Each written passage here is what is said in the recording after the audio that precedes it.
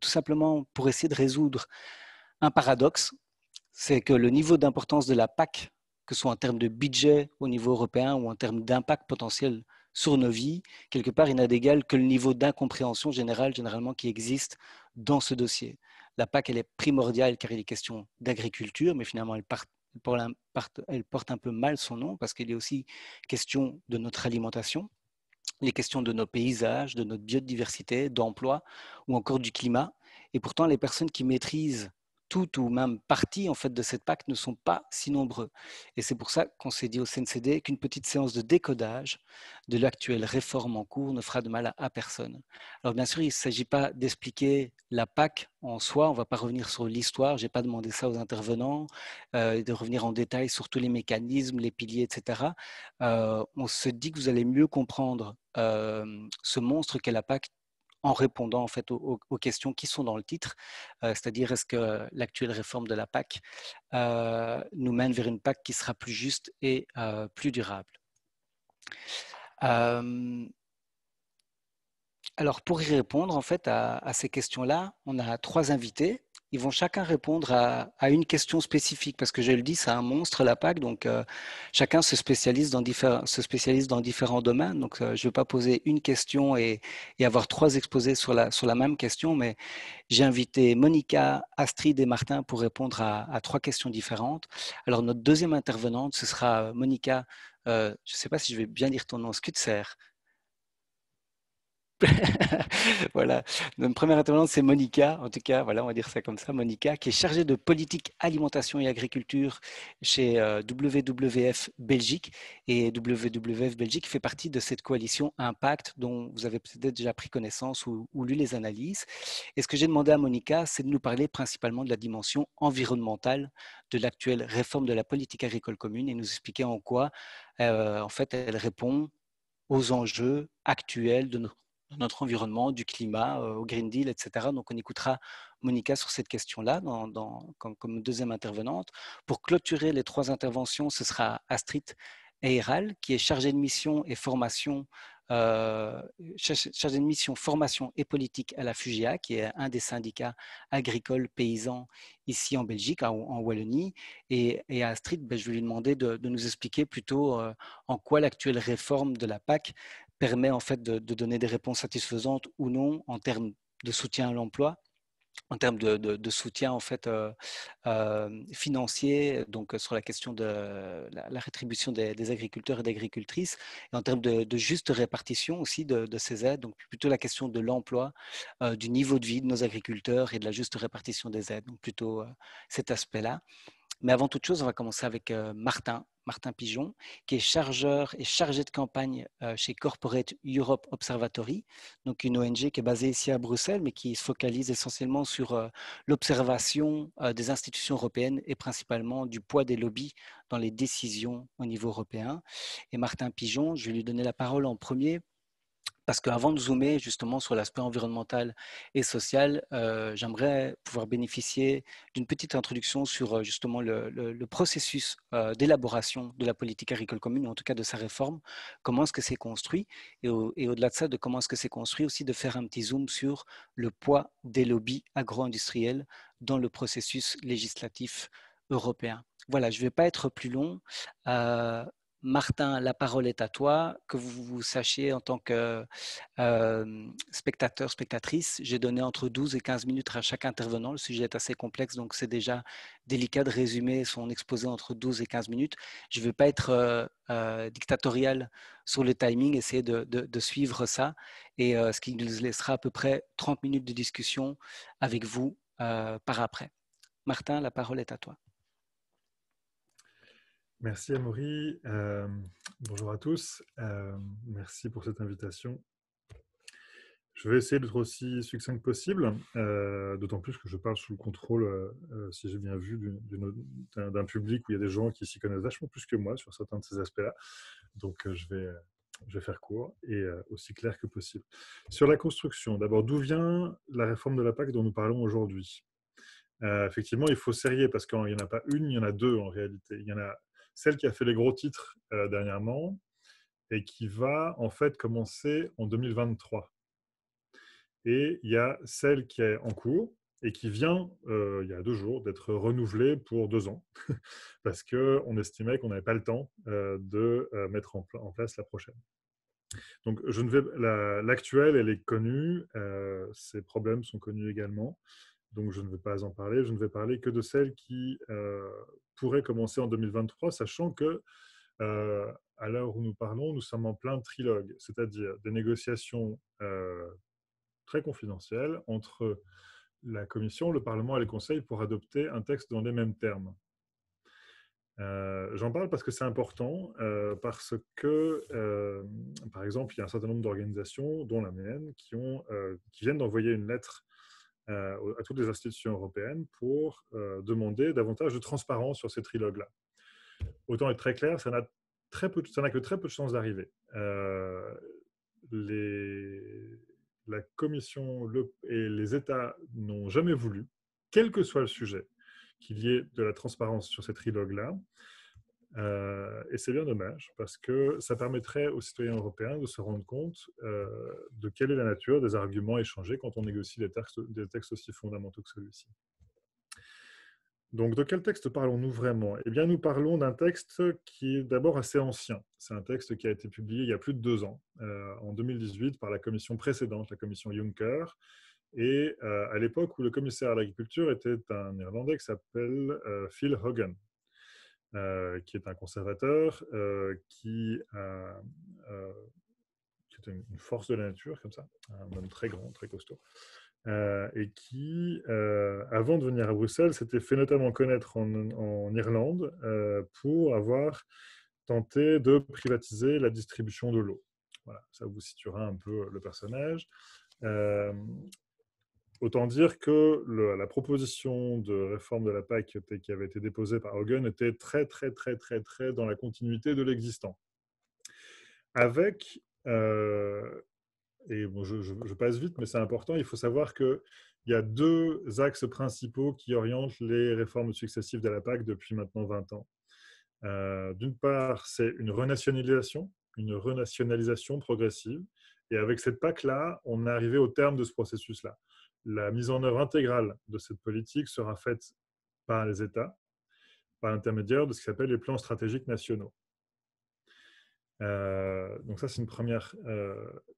Il y a une deuxième tendance qui est le démantèlement, qui est aujourd'hui à peu près achevé, de tous les dispositifs de soutien et d'intervention au marché, pour empêcher les prix, par exemple, des matières premières agricoles de descendre trop bas, pour soutenir les revenus des agriculteurs, etc. Et enfin, troisième tendance, qui est des tentatives successives de verdir cette PAC, c'est-à-dire d'imposer des conditions pour l'obtention des aides.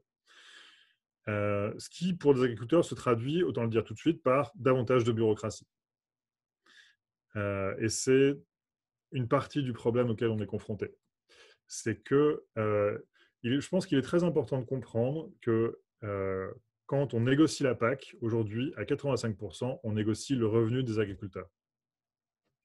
La PAC, aujourd'hui, c'est une subvention indirecte énorme pour l'industrie agroalimentaire européenne, pour que cette industrie agroalimentaire puisse se fournir en matières premières agricoles en Europe à des prix qui sont concurrentiels au niveau mondial.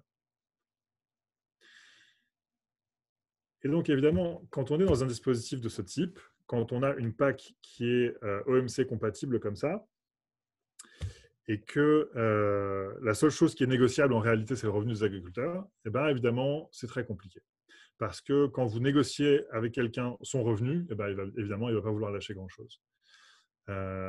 Et ça vous donne, si vous voulez, cette situation qui est une situation terrible parce que, bon, je n'ai pas besoin d'en faire des tonnes, je pense que la plupart d'entre vous êtes bien conscients de ça, mais la PAC aujourd'hui récompense la pollution, récompense la propriété foncière et détruit les agriculteurs comme groupe social. On a perdu presque 30% du nombre dans l'emploi agricole. L'emploi agricole, si vous voulez, a perdu à peu près 30% de ses effectifs entre 2003 et 2013, si je ne m'abuse, ou 2006-2016. Je ne sais plus quelles sont les dernières références Eurostat, mais on est dans cet ordre de grandeur-là. Donc,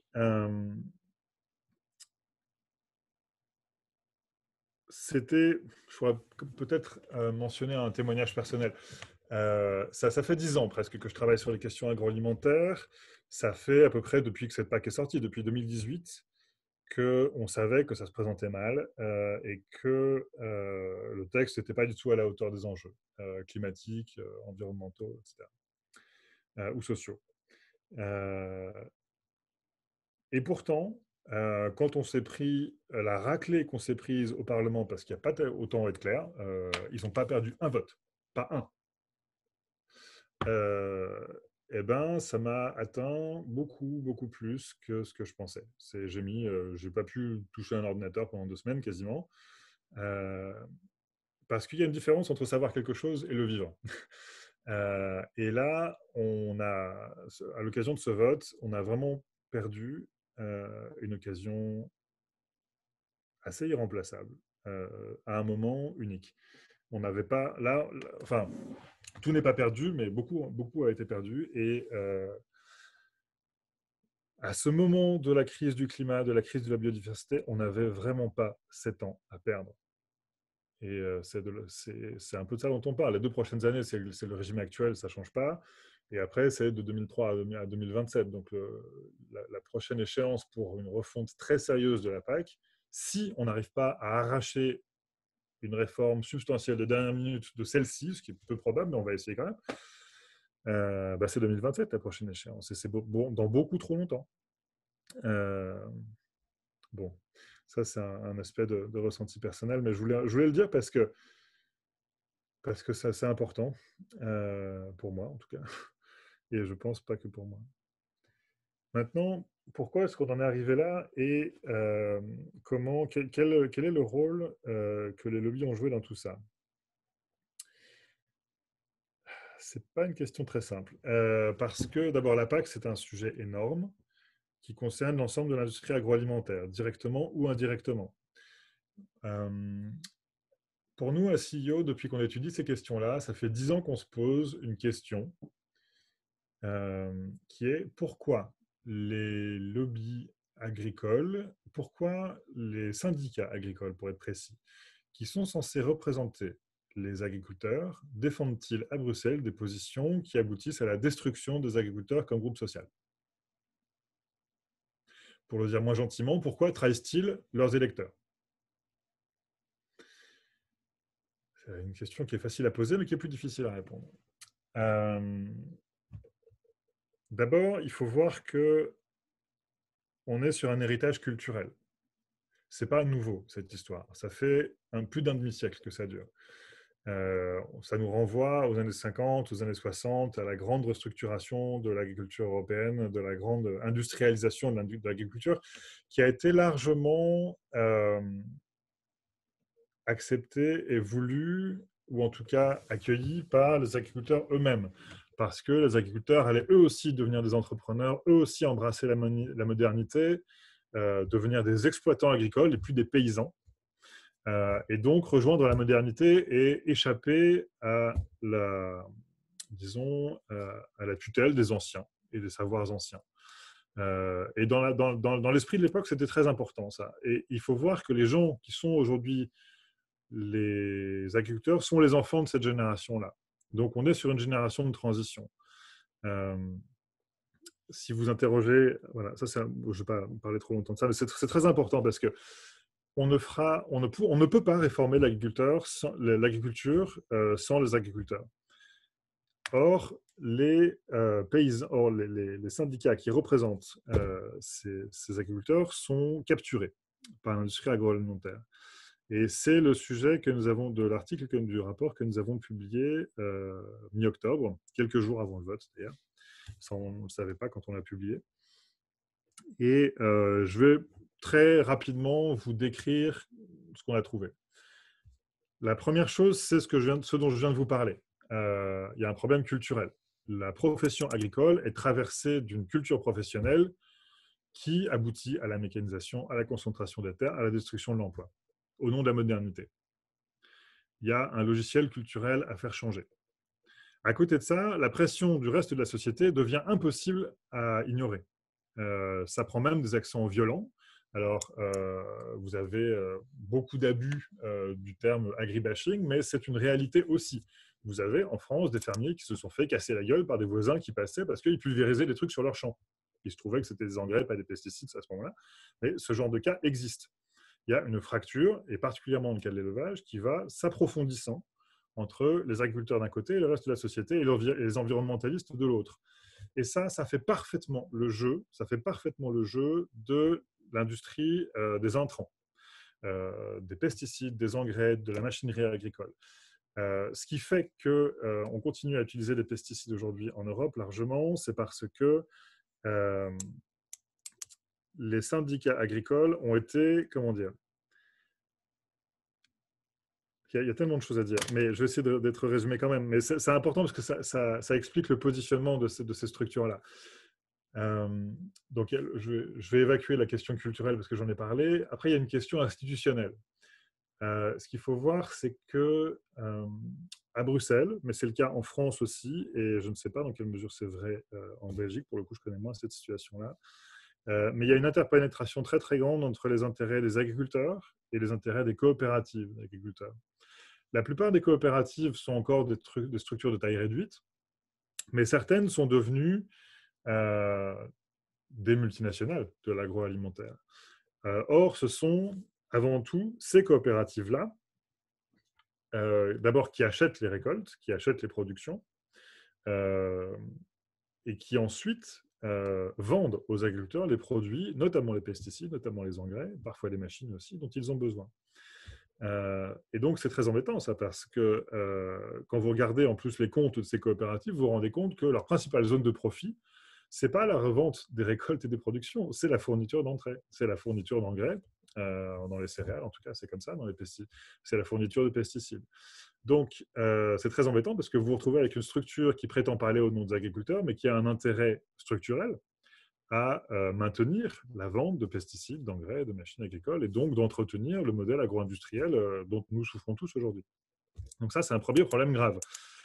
D'autant plus que j'ai vu qu'il y a Henri Leclou parmi nous, mais ma collègue Nina, qui a fait cette recherche-là en partie, elle vous a interviewé, monsieur, et apparemment, vous lui avez dit que pendant la crise du lait en Belgique, le prix le plus faible payé à une exploitation, ce n'était pas Nestlé ou Danone ou quoi, c'était une coopérative. Donc ça dit quelque chose aussi sur qui contrôle réellement la représentation politique des agriculteurs et dans quel but. Il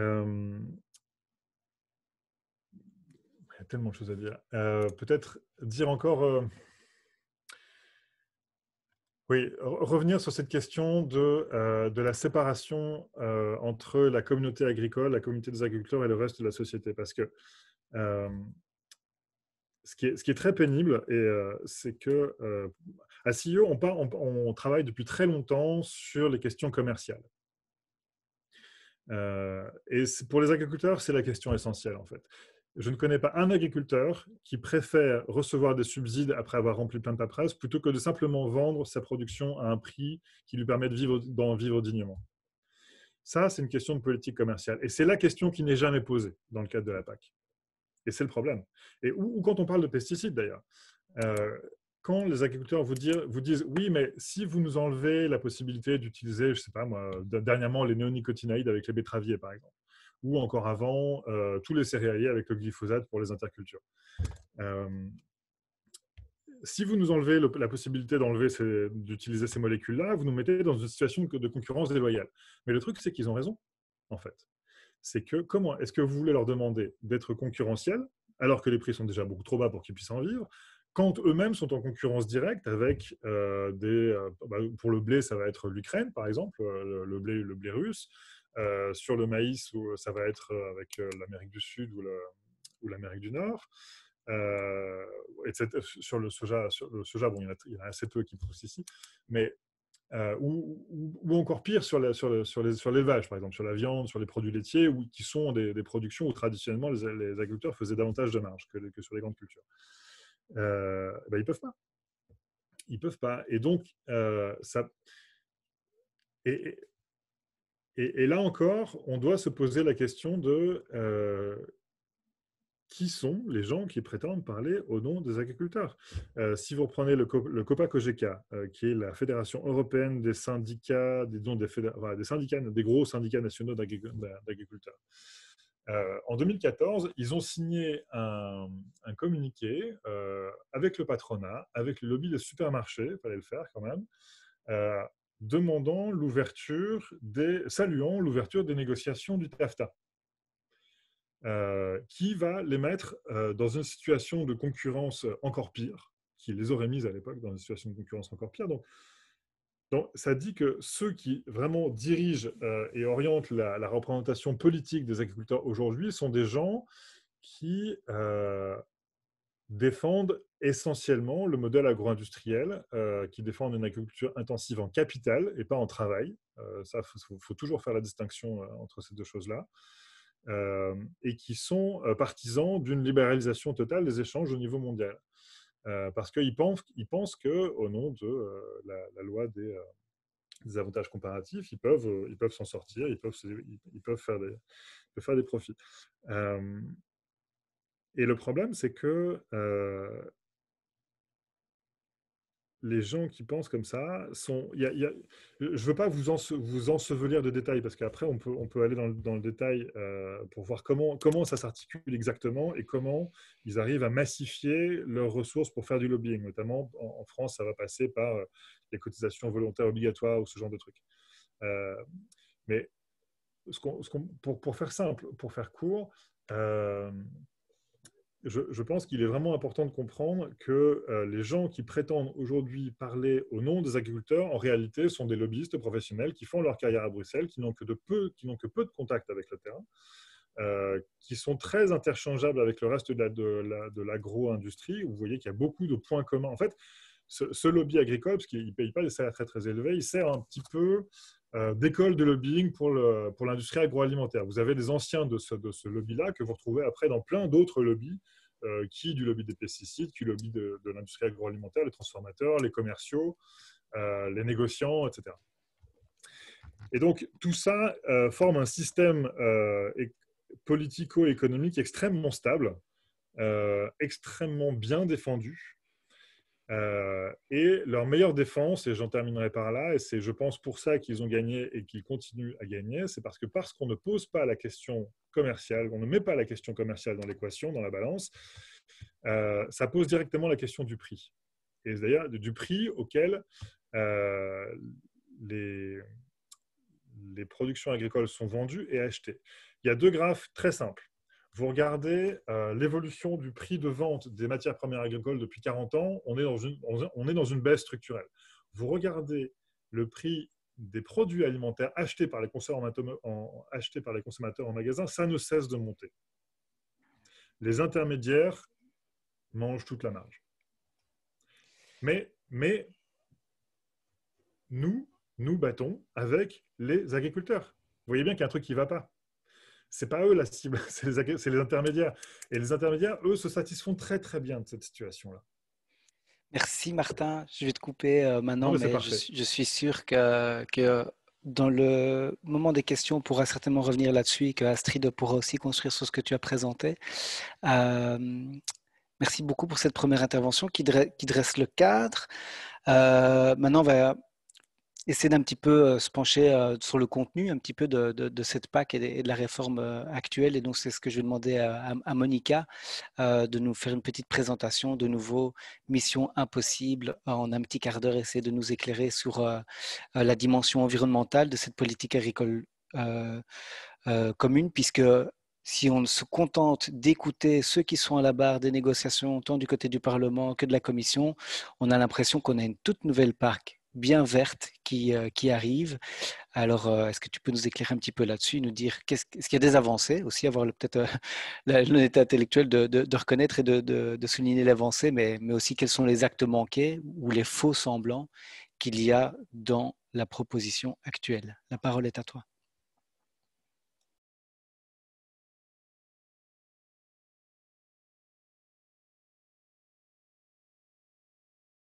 Voilà, je trouvais pas le. Par contre, on a perdu ton. Tu partageais très bien ton Oui, écran et maintenant il a disparu. je vais réessayer de passer à ça. Non. désolée. Voilà, Vous le voyez maintenant? on le voit. Ok. Voilà. Super, désolée. Bon, merci, merci tout d'abord pour l'invitation, aussi à Maury et à l'introduction très intéressante de Martin. Effectivement, je vais enchaîner un peu avec une analyse plus d'un angle environnemental, ce qui m'a été demandé par Amaury. Donc, comme annoncé, le WWF, nous travaillons sur la politique agricole avec la coalition Impact. Donc, nous sommes une coalition de 5 associations environnementales, Natagora, Greenpeace, Inter-Environnement Wallonie, Nature et Progrès et nous-mêmes WWF Belgique. Et donc, nous essayons de contribuer à l'élaboration d'une politique agricole et alimentaire qui promeut une transition plus écologique de l'agriculture. Donc, on m'a demandé de me pencher plus sur la durabilité, quelles sont les améliorations, les ratés, les faux semblants en matière d'environnement. Je vais d'abord revenir un peu en arrière, donc sur la politique européenne en général, et donc de passer en revue certains engagements de l'Union européenne en matière de climat et d'environnement. Donc, l'initiative phare de l'Union européenne est le Green Deal, le pacte vert qui a été proposé en décembre 2019 et voté par le Parlement, donc proposé par la Commission et voté par le Parlement européen en janvier 2020. Et donc, il veut réitérer ce Green Deal, réitère l'engagement de la Commission à relever les défis liés au climat et à l'environnement, avec le but de transformer l'économie de l'Union européenne. Donc ça, c'est le but du Green Deal. Mais en particulier, la communication de la Commission sur le Green Deal établit un cadre plus spécifique pour le secteur agricole à travers la stratégie de la ferme à table, dont vous aurez certainement entendu parler, donc Farm to Fork, qui a été publiée donc, quelques mois après, en mai 2020. Mais il y a aussi d'autres composantes du pacte vert Green Deal qui peuvent aussi avoir un impact sur le secteur agricole et alimentaire européen. Et donc, c'est notamment le cas du plan Ambition Climat, c'est le cas de la stratégie de l'Union européenne en faveur de la biodiversité, mais c'est aussi le cas d'autres plans d'économie circulaire ou une législation qui est en train d'être négociée sur la déforestation importée. Donc, et toutes ces stratégies, pour qu'elles soient efficaces, si l'on veut, ça impliquerait que les agriculteurs devraient d'une part réduire certaines utilisations des pesticides, antibiotiques, d'engrais, alors qu'en même temps, l'industrie alimentaire devrait développer des principes plus d'économie circulaire ou devrait promouvoir un modèle de consommation plus durable. Et donc, voilà, il y a toute une série d'objectifs spécifiques sur lesquels je vais venir maintenant, qui montrent très clairement pourquoi nous avons besoin d'une PAC ambitieuse pour au moins viser à éventuellement atteindre les objectifs que l'Union européenne s'est préfixés. Donc ici à gauche, nous avons la situation actuelle et à droite, nous avons les objectifs de l'Union européenne. Donc, en premier lieu, au niveau du climat, quelques chiffres. L'agriculture européenne est responsable de 50% des émissions totales de méthane et de 70% des émissions de protoxyde d'azote. Il s'agit de 2 puissants gaz à effet de serre. En même temps, nous avons l'ambition climatique de la Commission qui dit qu'il faut une réduction des gaz autres que le CO2 d'ici 2030, de moins 35%. Et donc, a priori, vu qu'ici, c'est les principaux émetteurs de gaz à effet de serre autres que le CO2, ici, nous avons donc une ambition de réduction des gaz autres que le CO2, évidemment, on pense qu'en théorie, ça aurait un impact sur le secteur agricole. De l'autre côté, sur l'enjeu biodiversité, donc on constate d'un côté qu'il y a vraiment une grave chute de biodiversité au niveau mondial et européen, qui est particulièrement importante au milieu agricole. Donc, il ne faut pas oublier que presque 40% des surfaces de l'Union européenne sont des surfaces agricoles et que les terres arables qui sont dédiées à la nature, les pourcentages de terres arables est très, très faible. Et donc, si on regarde les objectifs de l'Union européenne, on veut aller vers un 10% de surfaces agricoles dédiées à la diversité de la nature. En même temps, on veut avoir plus de zones protégées. Dépendance, un autre enjeu, c'est la dépendance protéique. Martin, on en a parlé vite fait. Donc, on sait que l'agriculture européenne est actuellement fortement dépendante de l'importation des protéagineux, notamment le soja pour nourrir notre bétail. Et ça crée des ravages environnementaux et sociaux dans les pays du Sud, principalement en Amérique latine. Donc, il y a des grosses surfaces au Brésil et en Argentine qui sont mobilisées pour faire place à la culture de soja et donc satisfaire la demande de soja à l'Union européenne. De l'autre côté, nous avons donc une ambition de promouvoir les protéines végétales cultivées en Europe. Dernier point, dernier exemple, l'agriculture bio. Actuellement, on a 7% de terres agricoles en agriculture bio en Europe. On veut aller vers 25%. Et une réduction de 50% des volumes et des toxicités des pesticides. Donc, il semble donc évident que si nous voulons atteindre en Europe un minimum de chances, nous voulons avoir une chance d'atteindre ces objectifs et surtout que la PAC représente presque un tiers du budget total de l'Union européenne sur la période 21-27, c'est évident que la PAC doit être bien alignée sur le Green Deal si on veut avoir une chance d'atteindre ces objectifs. Et c'est exactement ça, ce qui a été aussi relevé théoriquement par plusieurs études qui ont été commanditées par la Commission européenne elle-même. Donc, ça a été publié en même temps que la Farm to Fork ou la stratégie biodiversité, où ils ont regardé les liens entre la PAC et le Green Deal et les objectifs du Green Deal. Et ici, on a les objectifs de la proposition de la PAC et ici, on a les actions du Green Deal. Et on voit qu'il y a des chevauchements. Donc, on veut agir sur le climat, donc avoir une contribution accrue de l'agriculture de l'Union européenne à l'atténuation du changement climatique et de l'adaptation. On veut agir sur la biodiversité. On veut agir sur la création de systèmes alimentaires sains. Et une réduction de l'impact, l'amélioration de la gestion des ressources naturelles utilisées par l'agriculture et aussi le rendement, la garantie d'un rendement équitable, économique équitable et donc l'amélioration aussi de la position de l'agriculteur dans la chaîne alimentaire. Donc il y a clairement un chevauchement de ces deux objectifs et ces deux stratégies. Et la conclusion de ce document, toujours en mai, c'était la réforme de la PAC a effectivement les potentiels pour faire avancer le Green Deal si des éléments clés de la proposition sont maintenus dans le processus de négociation. Donc, il faut se rappeler que le processus de négociation au niveau de l'Europe, donc on a la Commission qui fait la proposition de réforme de la PAC, proposition de règlement qui a été effectuée le 1er juin en 2018. Et après cela, il y a eu donc des discussions au sein du Parlement et au sein du Conseil européen. Et donc, ça a duré plus que 2 ans et donc on est arrivé à un accord en octobre. Mais donc, cette étude du mois de mai disait que c'est possible de faire avancer le Green Deal à travers la PAC s'il y a certains éléments clés qui sont maintenus. Donc, notamment, on parle d'ambition que les États membres, dans leur plan stratégique PAC, doivent faire preuve d'une ambition accrue par rapport à la situation actuelle.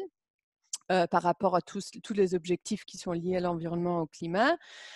On parle de conditionnalité ambitieuse. Donc, conditionnalité, c'est les exigences de base que les agricultrices doivent respecter, agriculteurs et agricultrices doivent respecter pour recevoir des paiements directs. Et les projets de la Commission a détaillé certaines bonnes conditions agricoles et environnementales qui permettrait une amélioration de l'impact de la PAC sur la biodiversité et la protection. Donc, pour toucher des subsides, tu dois satisfaire certaines règles agronomiques et environnementales. Et donc, la Commission a fait des propositions de conditionnalités ambitieuses pour pouvoir atteindre que les agriculteurs devraient satisfaire pour pouvoir toucher ces aides.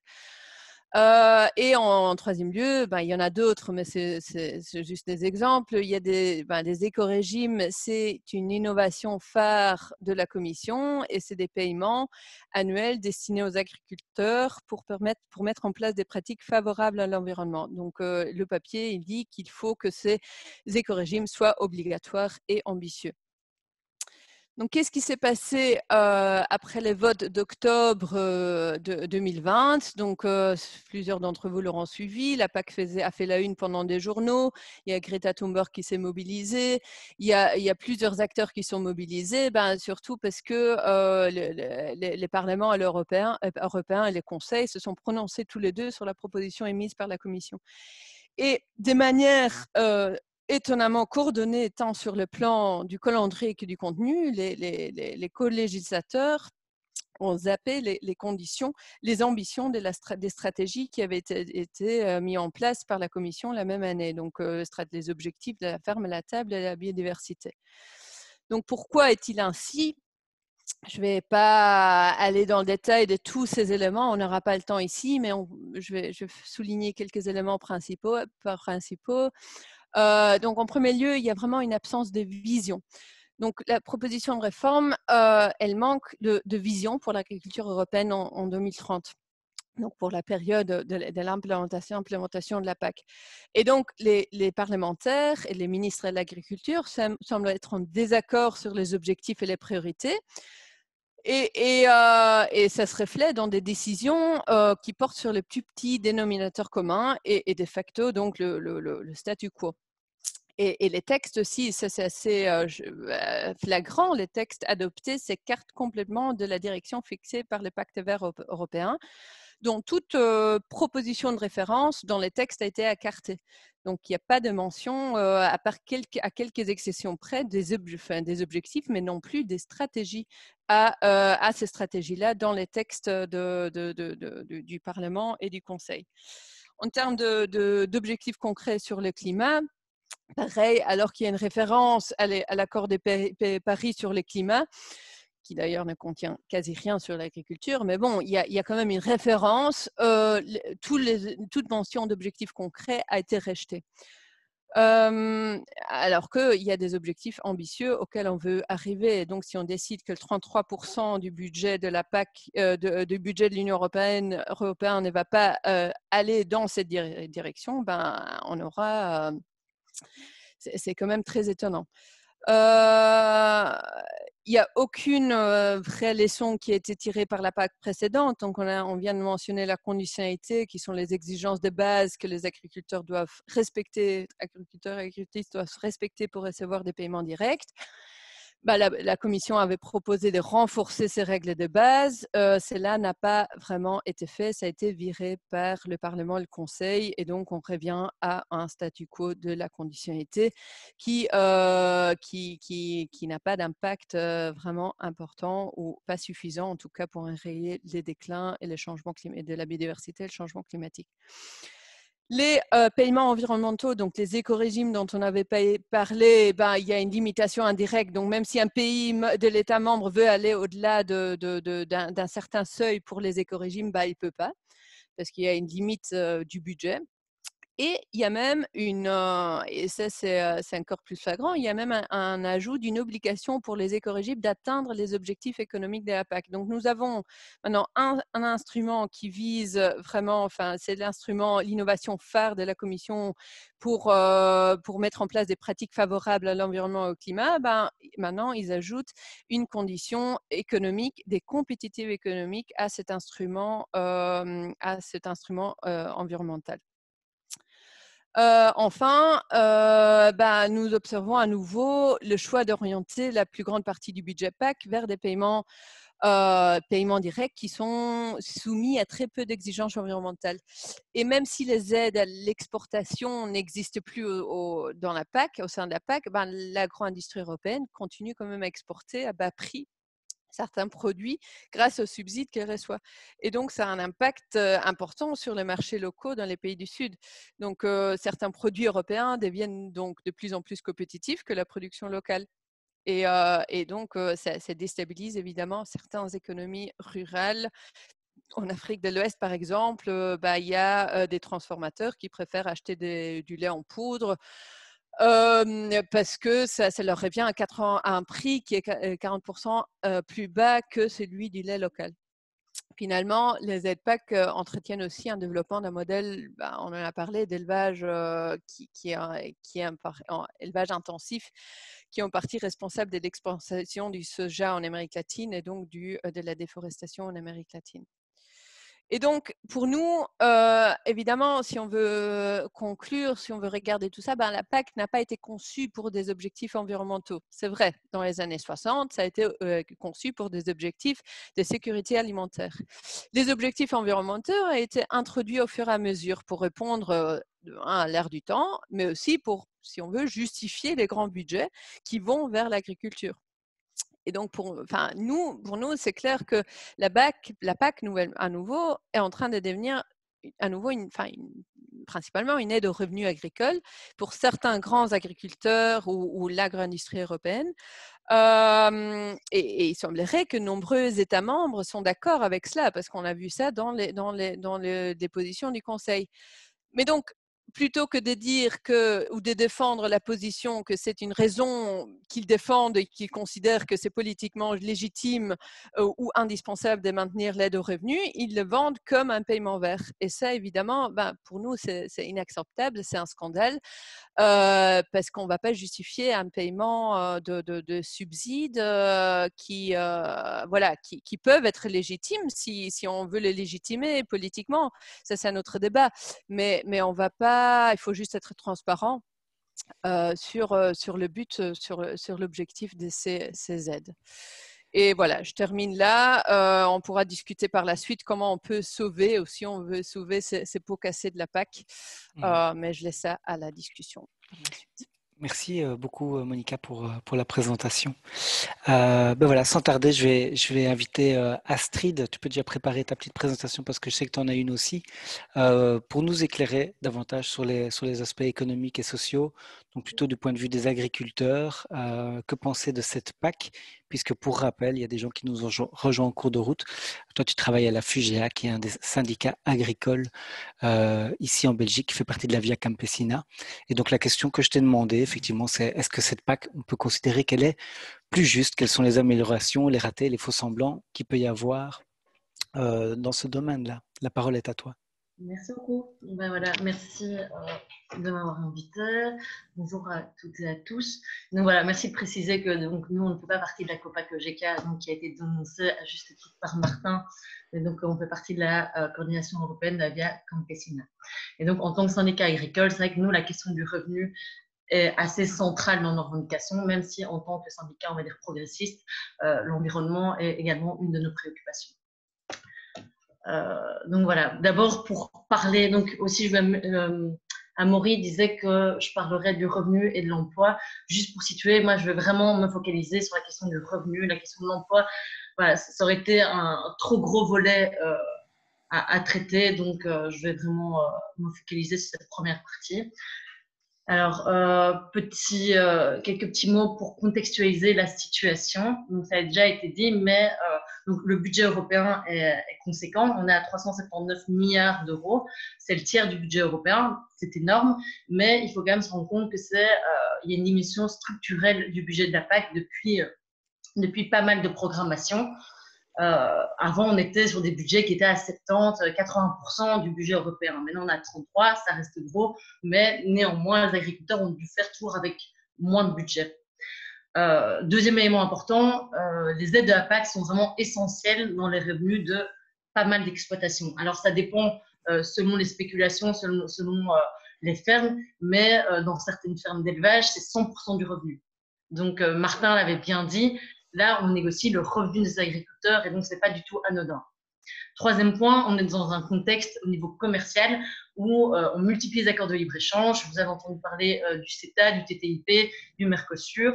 Et donc, tout ça, ça fait que les agriculteurs sont mis en concurrence sur un marché mondial de plus en plus concurrentiel, etc., où ils se retrouvent face à des productions qui n'ont pas été produites, avec les mêmes conditions environnementales et sociales. Et quatrième élément, et Monica en a parlé, c'est que les ambitions environnementales de l'Union européenne sont de plus en plus élevées et c'est très bien. Donc il y a eu le Green Deal, la stratégie F2F et la stratégie biodiversité qui impactent notamment l'agriculture. Donc grosso modo, quand on fait un melting pot de tout ça, ça veut dire quoi? Ça veut dire que les agriculteurs et les agricultrices, ils doivent être plus verts, avec moins d'argent, et dans un contexte d'une compétition accrue. Donc, vous comprenez bien que ça ne rend pas les négociations de la PAC aisées. Alors, donc dans ce contexte que je viens de décrire, est-ce que la PAC est plus juste et rémunératrice pour les agriculteurs? Alors, tout d'abord, on va voir qu'est-ce que nous propose l'Europe. Parce que nous, on s'inscrit en tant que syndicat wallon avec peu d'impact sur ce qui se fait à l'Europe. On doit évoluer dans ce cadre qui est défini par l'Europe. Alors, vous le savez sûrement, la majorité des aides sont des aides directes à la surface ou à l'animal qui sont découplées de la production. Donc, il y a eu pas mal d'effets. Donc, ça a été initié fin des années 90 pour compenser la fin des prix garantis. Et il y a eu pas mal d'effets pervers qui se sont déclarés au fil du temps, notamment une course au foncier. Notamment en Wallonie, c'est vraiment très prégnant. Et une concentration des aides. Donc, aujourd'hui, en Belgique, 27% des fermes belges captent 65% des aides. Donc voilà, c'est deux problèmes majeurs, il y en a d'autres. Et donc, face à ces dérives, l'Union européenne a quand même tenté de mettre en place progressivement des outils pour essayer de mieux cibler les aides vers les petites et moyennes exploitations. Donc, j'en cite ici quelques-uns, il y en a d'autres, mais notamment le plafonnement. Donc, pour dire voilà, qu'au-delà d'un certain montant, on ne paye plus. Il y a le paiement redistributif. Donc ça, c'est un système où on va surpayer les premiers hectares pour que les petites et moyennes fermes aient des aides à hectares plus élevées. En Wallonie, c'est les 30 premiers hectares qui sont surprimés. Et il y a aussi ce qu'on appelle la convergence des droits de base. Donc, c'est aussi assez technique et ça vient, on va dire, de l'histoire de la PAC, mais les aides à l'hectare en Wallonie, tous les agriculteurs n'ont pas le même montant par hectare. Il y a des droits historiques aujourd'hui qui peuvent être vraiment très différents entre les Ardennes, on va dire, et les terres de culture d'SB. Et donc, il y a cette idée qu'on convergerait vers un droit unique de paiement où, par exemple, les agriculteurs recevraient 150 €, je dis n'importe quoi, à l'hectare. Donc, ça, c'est des outils qui ont été… Donc là, on va voir un petit peu donc, ce que nous a proposé la Commission et ensuite ce qu'ont décidé le Parlement et le Conseil en octobre. Alors, en 2018, la Commission, pour ces trois outils, qu'est-ce qu'elle a dit? Elle a dit que le plafonnement devrait être obligatoire. Donc, il proposait qu'à partir de 60 000 €, il y ait une dégressivité des aides pour aller avec un plafonnement total à 100 000 €.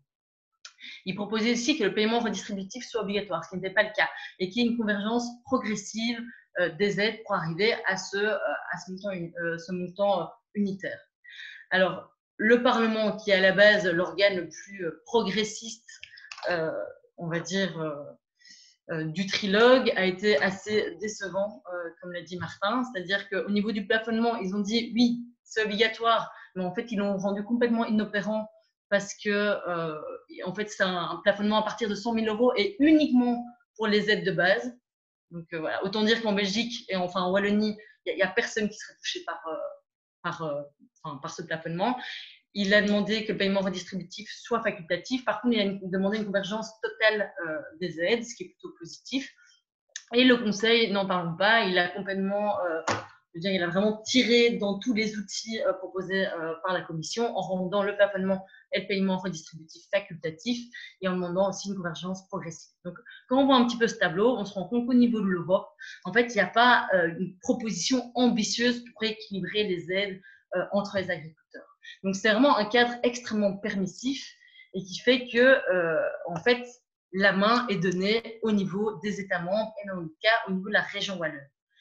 Donc, comme le disait Martin, il y a une renationalisation progressive et notamment avec la définition maintenant des plans stratégiques qui sont en cours de négociation ici en Wallonie, auxquels on participe notamment Monica et moi-même. Et donc, dans ce cadre-là, quelque part, on peut encore, il y a encore de la marge de manœuvre qui est possible. Alors, dans le cas du revenu, donc ce qui nous intéresse dans le cadre de cette présentation, le principal enjeu, c'est de la manière dont les budgets du premier pilier, qui rassemble en fait toutes les mesures de soutien aux revenus des exploitations agricoles, vont être distribués entre les agriculteurs. Donc, je reviendrai dans 2 slides sur un peu vous expliquer l'organisation entre piliers, mais donc ça, c'est vraiment… voilà, ça va être une des questions clés dans ces négociations en Wallonie, c'est comment est-ce qu'on va répartir ce budget. Et un défi qui est extrêmement important à nos yeux en tant que syndicat agricole, c'est comment combiner ces mesures pour à la fois garantir un revenu aux agriculteurs, aux agricultrices, parce que s'ils n'ont pas revenu, en fait, ils disparaissent, tout simplement. Et donc, voilà, avec des terres qui peuvent aller vers les industries, etc., tout en assurant quand même une transition des exploitations vers un modèle respectueux de l'environnement. Parce que voilà, l'agriculture doit évoluer, ça a été rappelé, il y a des défis climatiques en termes de biodiversité extrêmement importants, et donc la transition doit s'amorcer. Alors, je voulais quand même aussi revenir aussi sur un point, c'est de dire que donc l'agriculture en Wallonie a une forme de carrefour et que ici la région wallonne a une énorme responsabilité dans la définition de ces plans stratégiques. C'est-à-dire que pour le moment, la viabilité financière des exploitations est extrêmement fragile. Donc on sait qu'on perd des fermes depuis des décennies toutes les semaines et on ne les perd pas parce qu'ils n'aiment plus leur métier, mais souvent parce qu'ils ne sont plus durables.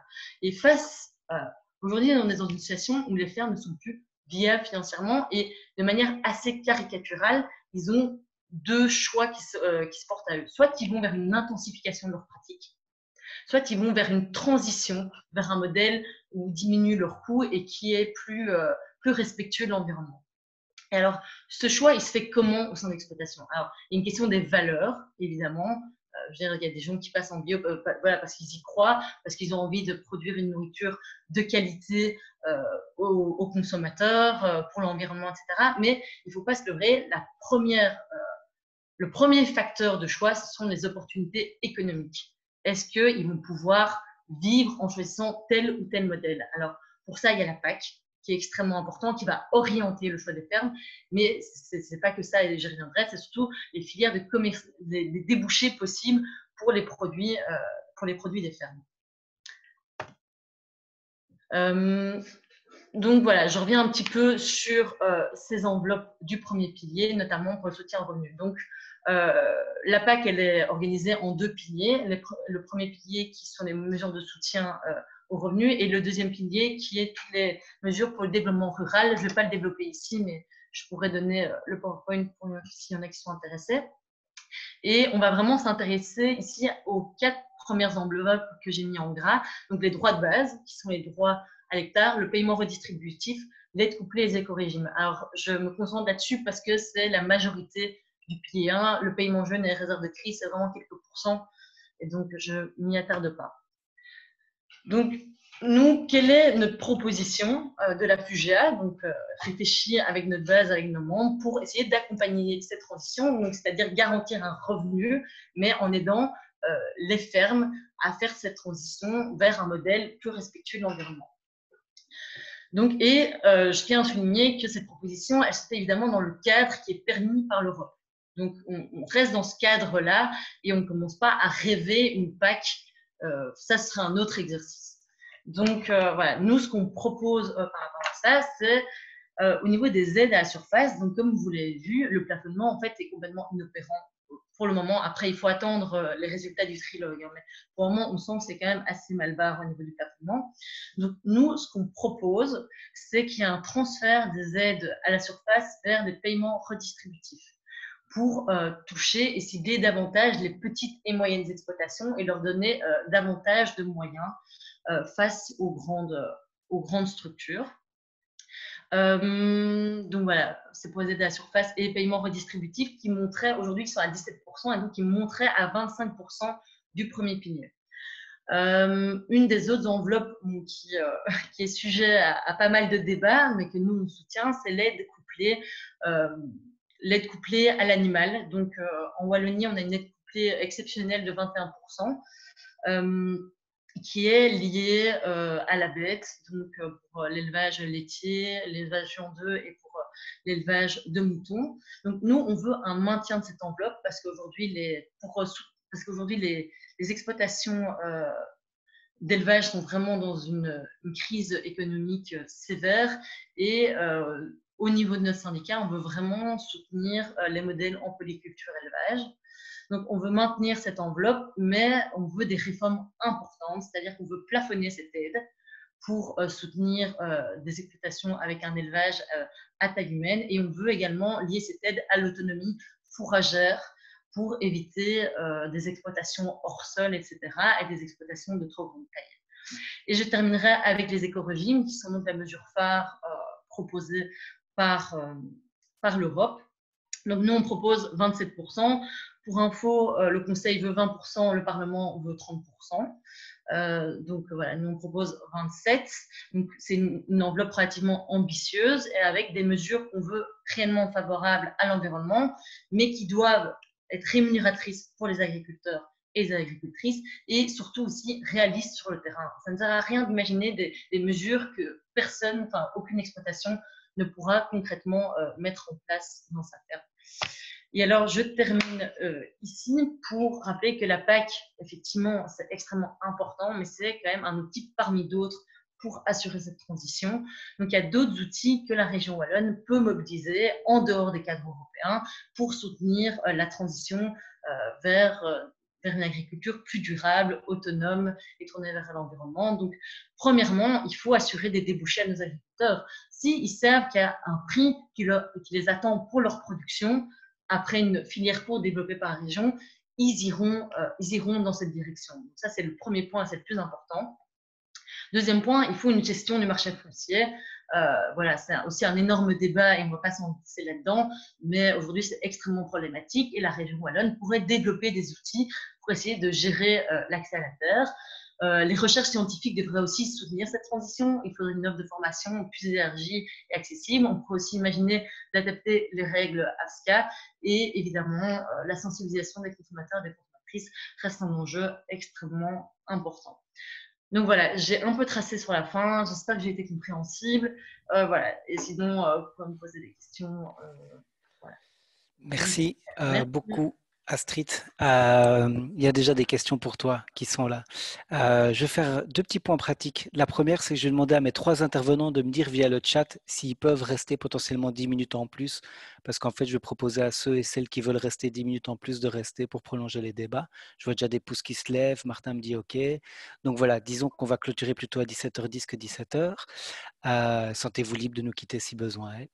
Alors maintenant, on va passer aux questions.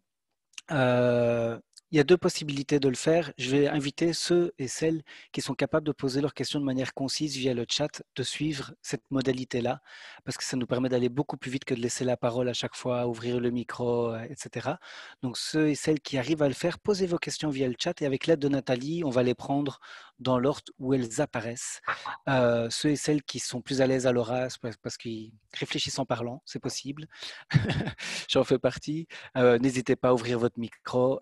Mais donc, alors, utilisez le chat juste pour vous marquer main et on comprendra que vous avez une question à poser ou marquer question, peu importe. Et on va aussi essayer de suivre l'ordre. On pourrait ne pas respecter l'ordre si on voit qu'il n'y a que des hommes qui posent des questions en premier. Alors, dans ce cas-là, on pourra peut-être un petit peu arbitrer. Alors, j'ai déjà des questions, donc je vais me lancer. Vous les voyez aussi, hein, mes trois intervenants, donc n'hésitez pas à regarder le chat pour les anticiper.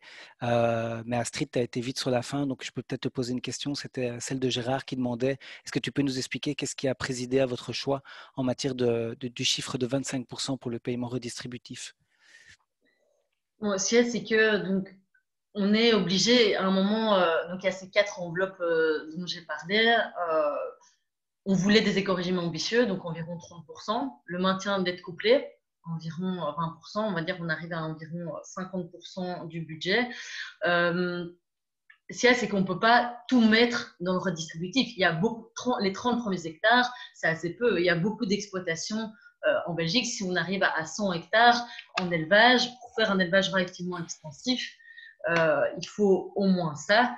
Et donc, on pense qu'on ne doit pas se limiter et que la taille moyenne des exploitations en Wallonie sont 56 hectares. Il ne faut pas primer que les 30 premiers hectares. Après, c'est une mesure positive et c'est pour ça qu'on veut on veut la revaloriser financièrement, mais on ne voulait pas supprimer complètement les aides directes à l'hectare. Gérard, tu veux faire une réaction courte?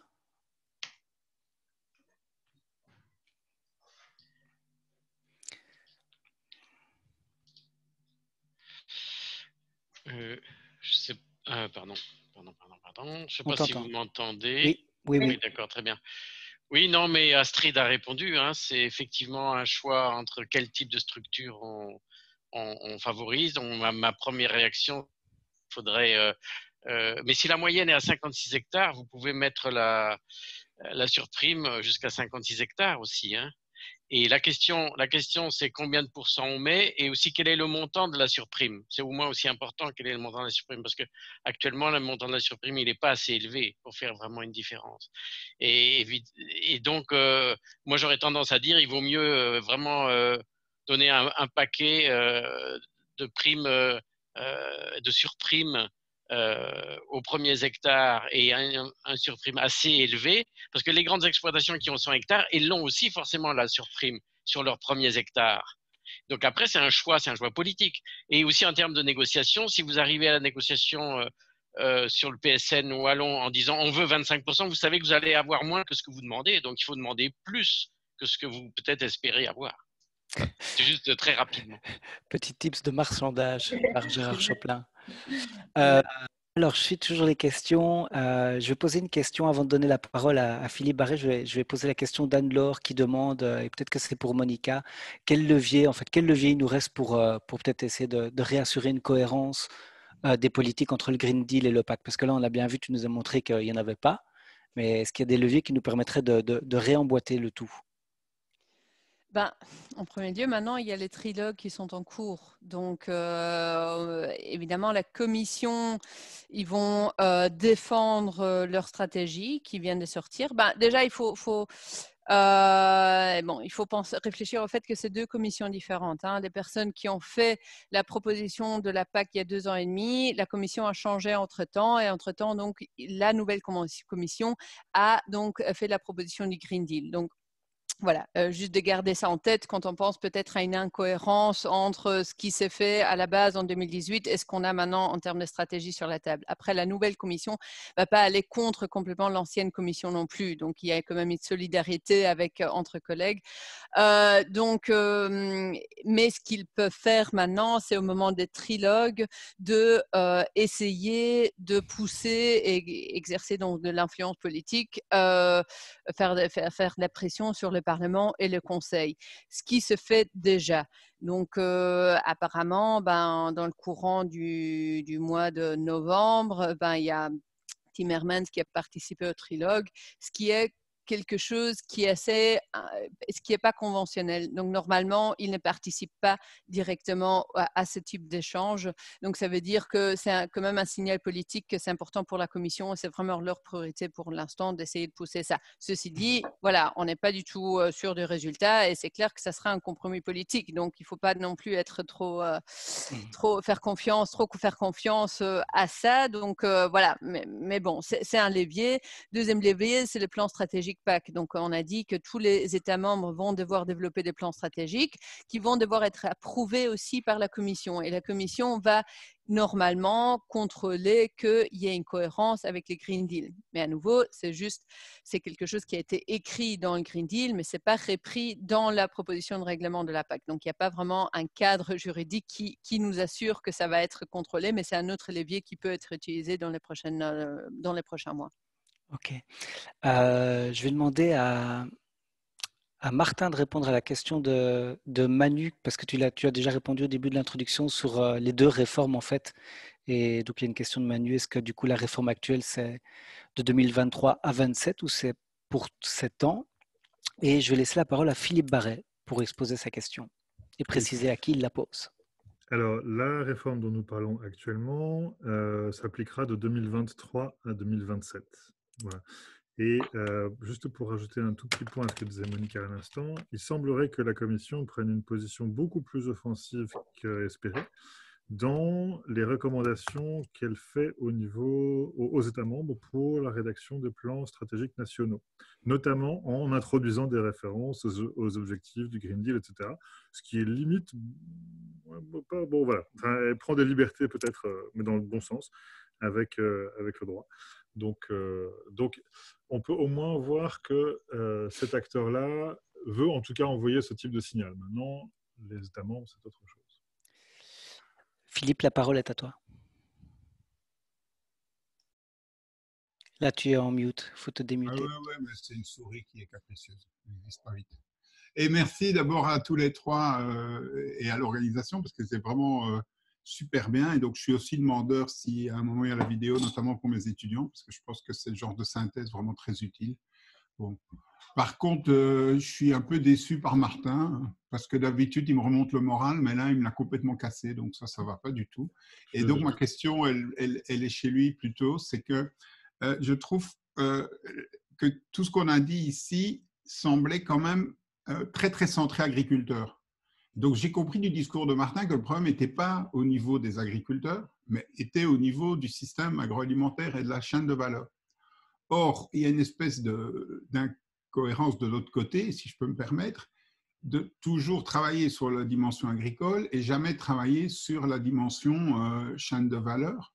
Alors que moi, j'ai quand même l'impression qu'au sein de la chaîne de valeur, la solidarité et la vision est en train d'évoluer et qu'il y a des gens qui sont en train de penser quand même plus en ligne avec la Farm to Fork qu'avec le passé.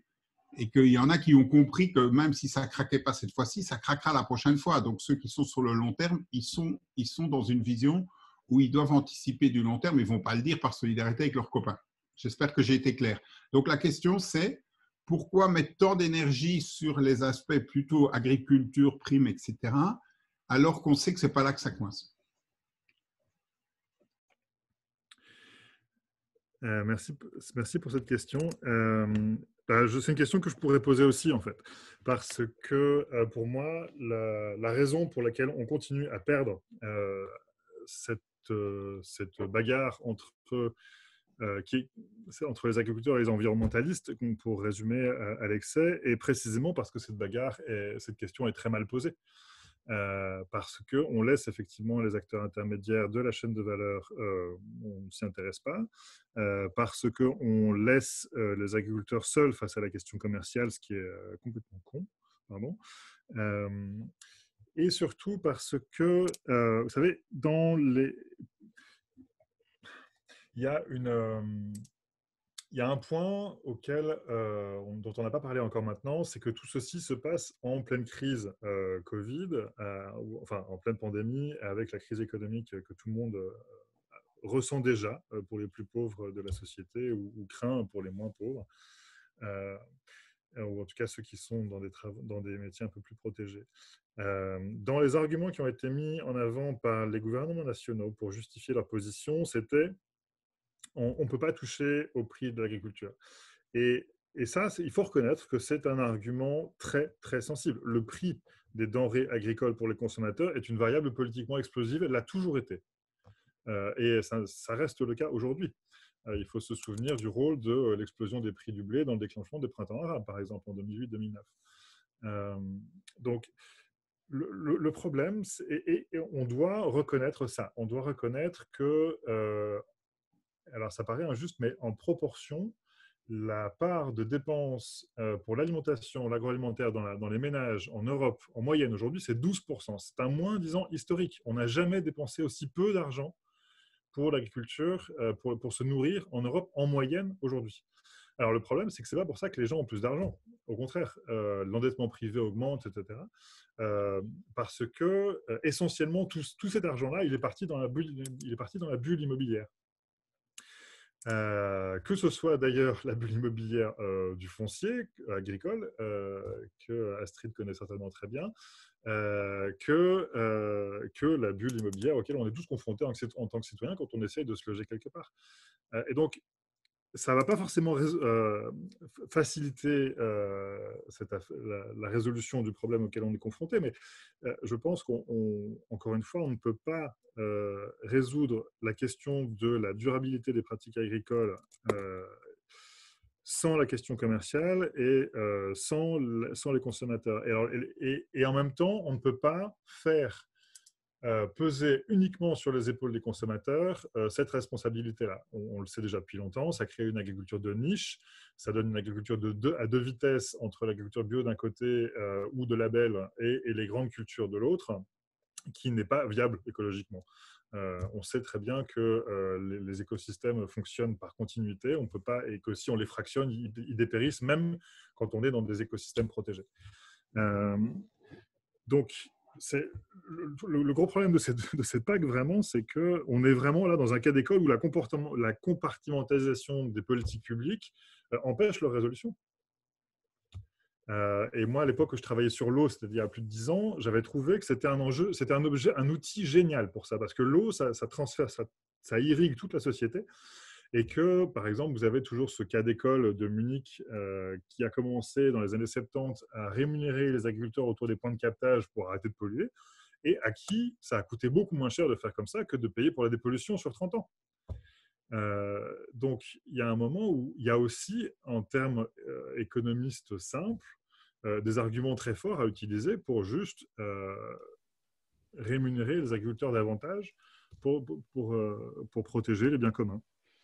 Merci Martin. Je vais prendre deux questions que je vais me renvoyer peut-être à Monica et Astrid. Elles sont un peu liées, donc prenez un bout de la question ou les deux. La Wallonie prévoit-elle de fixer des objectifs chiffrés en matière de réduction des gaz à effet de serre de l'agriculture dans son plan stratégique? Autrement dit, remettre un petit peu des objectifs qui n'ont pas été mis dans cette PAC, comme ça a été expliqué. Et une question de Madeleine qui nous demande si les citoyens pourront être impliqués, ils peuvent être impliqués dans l'écriture des plans stratégiques. Donc, est-ce qu'il y a des consultations prévues à cet effet? Monica, tu te lances? Oui, je peux peut-être répondre. Je vais aussi répondre à une partie de ce qui avait été dit avant, mais je veux juste… alors d'abord sur les objectifs chiffrés. On aimerait bien, c'est ce qu'on demande à toutes nos réunions, des concertations, d'avoir des objectifs chiffrés, des cibles, où est-ce qu'on veut aller, mais la réponse est non. Je ne pense pas que ça va être fait. Bon, il n'y a pas des cibles qui sont fixées au niveau européen, donc les États membres ne se sentent pas non plus obligés à devoir fixer des cibles au niveau wallon ou belge. Il y a des cibles dans le plan énergie-climat, par exemple. Enfin, c'est sur, je pense que c'est moins 19% d'ici 2030, je pense, si je ne me trompe pas, pour l'agriculture. Pour les émissions non ETS, et donc l'agriculture, ça rentrerait là-dedans, mais c'est pas repris dans le plan stratégique PAC, et je pense pas que ça va être repris là-dedans. Donc non, c'est plutôt en comparant les objectifs pour la Wallonie qu'on peut déduire éventuellement une contribution de l'agriculture. La deuxième question était… Est-ce qu'il y aura des mécanismes qui permettent aux citoyens en fait, de se prononcer? Est-ce qu'il y a des consultations qui sont prévues? Pour l'instant, non, il n'y a pas de consultation prévue. Je pense qu'il y a non, enfin, dans la rédaction du plan stratégique, il y a la population civile qui est représentée, mais la population seulement, non, les acteurs du monde rural, voilà, qui sont représentés, qui ont des membres de la population civile, donc qui sont associés à la rédaction du plan stratégique. Il y a eu une consultation dans certains pays membres l'année passée, mais ce n'est pas prévu que je cherche maintenant au niveau belge, ni wallon, ni flamand. Il faut savoir qu'en Belgique, on travaille de façon séparée, donc la Flandre et la Wallonie font leur plan stratégique séparément. Mais peut-être Astrid, voilà, je vais aussi passer à Astrid, donner la parole après, mais… juste pour rebondir à la remarque de Philippe tout à l'heure sur pourquoi est-ce qu'on se concentre tellement sur les agriculteurs et pas sur la chaîne en valeur, je suis complètement d'accord avec toi que l'enjeu n'est pas seulement au niveau de la production. Ceci dit, à chaque fois qu'on essaye d'avoir une approche plus systémique et plus de filières dans les négociations des plans stratégiques, ça coince parce qu'en fait, le mécanisme n'est pas fait pour avoir une approche systémique. Et c'est ça aussi un des problèmes de la PAC, qu'à chaque fois, on travaille par compartiment, et même quand on parle de filières, ils n'ont pas vraiment leur place, leur budget dans le plan stratégique, dans la PAC. C'est vraiment, alors il faut aller vers d'autres budgets qui sont discutés à un autre moment par d'autres acteurs. Donc c'est aussi, je pense, un problème vraiment de gouvernance qui est problématique, qu'on travaille toujours un sujet à la fois. Je pense que toute la réglementation PAC parle une fois des consommateurs dans un annexe quelque part, mais donc voilà, ce que la Farm to Fork a essayé de faire, d'essayer vraiment d'intégrer plus les différents éléments, mais la PAC actuelle et la proposition de la Commission européenne n'a pas encore réussi à le faire, même si on essaye de l'intégrer. Merci. Oui, donc je complète vite fait, même si j'approuve tout ce que Monica vient de dire. Quand même, à noter que la volonté de la Commission est de passer d'une PAC de moyens à une PAC de résultats.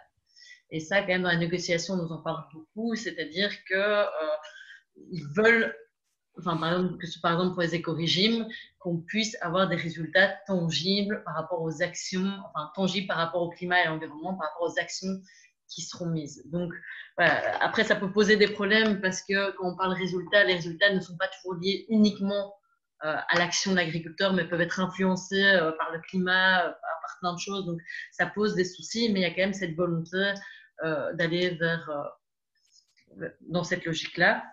Et par rapport aux consultations aussi, pour resituer, donc la Commission a obligé, c'est très bien, d'avoir une consultation plus large que dans les programmations précédentes. Donc si la coalition Impact, donc avec toutes les organisations environnementales, fait maintenant partie des négociations, alors que ce n'était pas le cas dans les programmations précédentes. Et donc, quelque part, ils représentent parfois davantage la voix des citoyens qui sont membres, enfin, je pense par exemple à Nature et Progrès, qui ont quand même certains membres citoyens. Donc, je pense qu'aujourd'hui, il n'y aura pas de consultation citoyenne en tant que telle. Après, c'est des sujets vraiment extrêmement compliqués, avec beaucoup de réunions, et je pense que ce serait dur pour un citoyen de s'y plonger tel quel. Maintenant, je pense que le meilleur moyen, c'est de soutenir une organisation qui vous parle, avec lesquelles vous êtes d'accord, et les soutenir pour, quelque part, que vous ayez plus de poids dans ces négociations. À mon avis, c'est la meilleure manière de se impliquer. Ok, ben, j'ai une question encore pour toi, Astrid, et comme on a encore un peu de temps, j'invite celles et ceux qui n'ont pas encore posé de questions ou même ceux qui en ont déjà posé de continuer à alimenter le chat parce que j'arrive au bout, ou préparer vos interventions. N'hésitez pas aussi à rajouter votre opinion à celle des intervenants et pas forcément que des questions. Alors Astrid, est-ce que, du coup je vais reformuler même un peu la question, est-ce qu'il y a un lien entre la réforme de la PAC et les règles de l'AFSCA? Et si oui, quelle modification on peut s'attendre? Non, il n'y a pas de lien, non, il n'y a pas de lien clair, sachant qu'en plus la PAC donc, est régionalisée chez nous, alors que l'AFSCA est une compétence fédérale. Et donc, c'est vrai que j'avais mis à la fin que ça pouvait être un des leviers pour favoriser la transition. Donc, je ne suis pas du tout une spécialiste de l'AFSCA. Je peux renvoyer vers des acteurs qui ont pas mal de choses à dire là-dessus. Il y a des assouplissements qui ont déjà été élaborés par l'AFSCA pour aider les plus petites exploitations qui travaillent en circuit court à avoir des contraintes moins importantes que les grosses structures. Mais il y a quand même encore énormément de choses à faire. Et donc, mais ça, c'est un travail énorme à faire en parallèle de la PAC. Et je sais que, par exemple, la structure paysan-artisan est assez actif là-dessus. Donc, la personne intéressée peut me contacter, je peux rediriger. Ok, merci beaucoup Astrid. D'autres questions, interventions?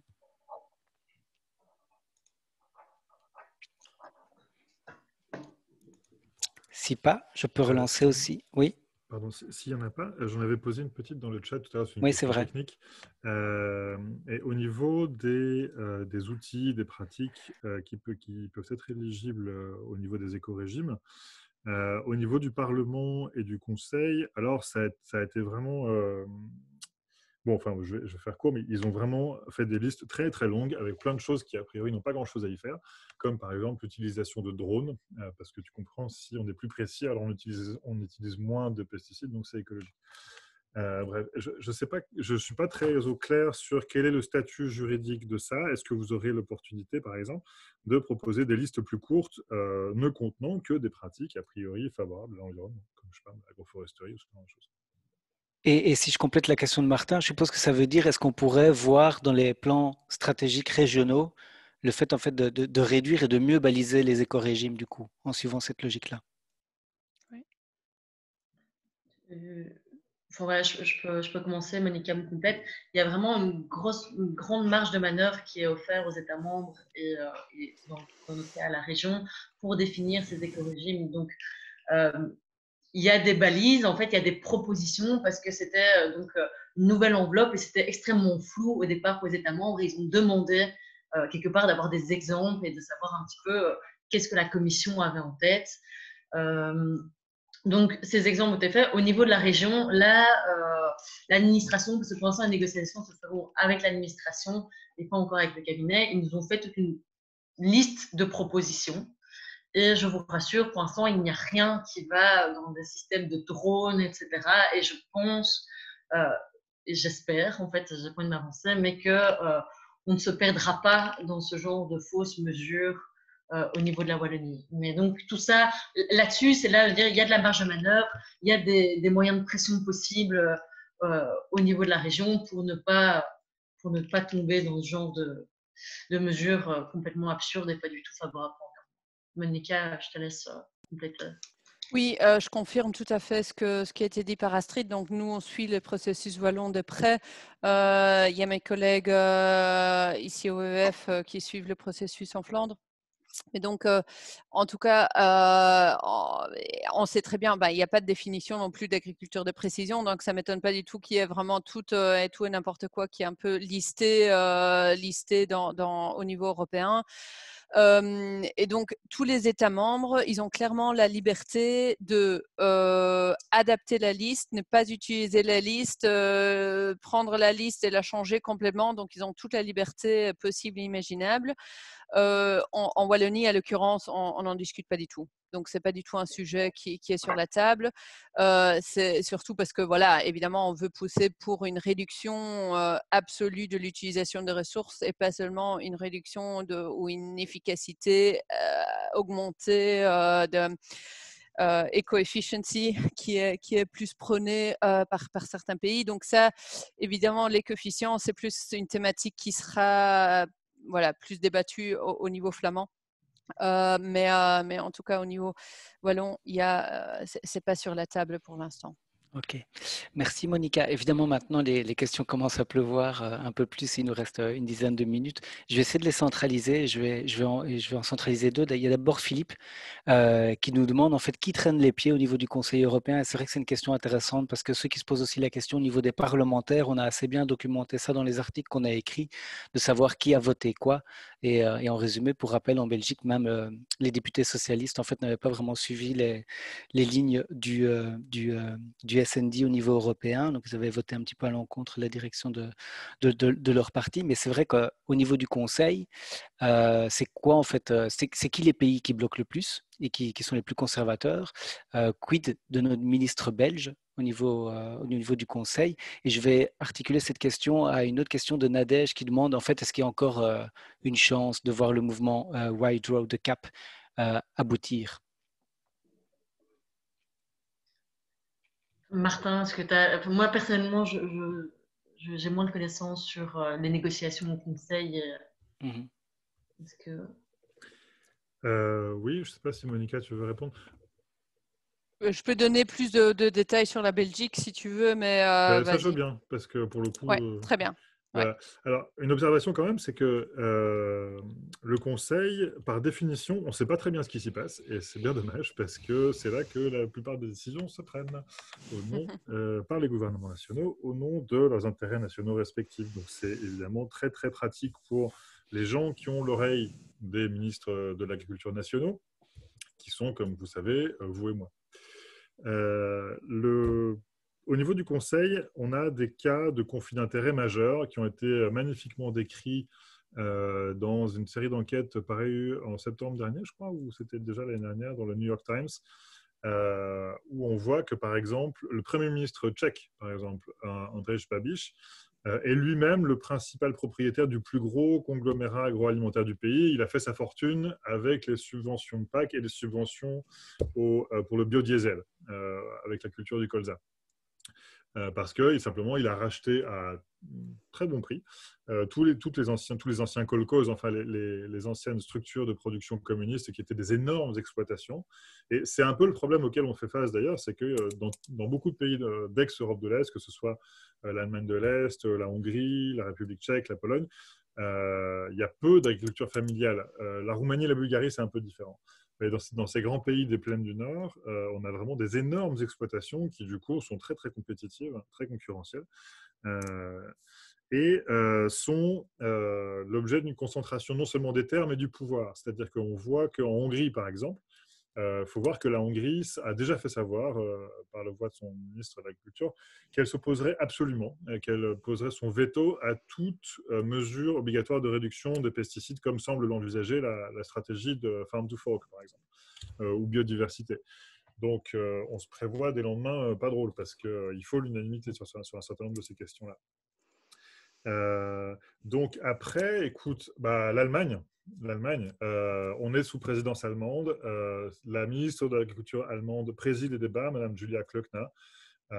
Et je pense qu'on lui doit beaucoup de la coordination un peu étrange et très triste qu'on a observée entre les processus au Parlement et au Conseil, à la fois en termes de timing que sur le contenu. Là, clairement, voilà. Ce qu'on a vu aussi, c'est que les sociodémocrates du sud de l'Europe, les Italiens et les Espagnols notamment, ont été terribles sur ces questions-là. Et effectivement, merci aux sociodémocrates belges et français d'avoir voté contre les lignes du parti. Même les Allemands ont voté contre. Et ça, c'est grâce à toute la mobilisation, notamment de Fridays for the Future, la dernière semaine, etc. Bon, ça ne fait pas le compte non plus. Hein. On a perdu le vote à 260 contre, je ne sais plus, 480, un truc comme ça. Donc, merci Monica. Est-ce que je peux demander d'être bref, comme ça je pourrais peut-être prendre encore une dernière question sur la Belgique. Oui, sur la Belgique, la Belgique en général, au niveau du Conseil, c'est un petit pays, donc normalement ils n'ont pas énormément de poids dans les négociations.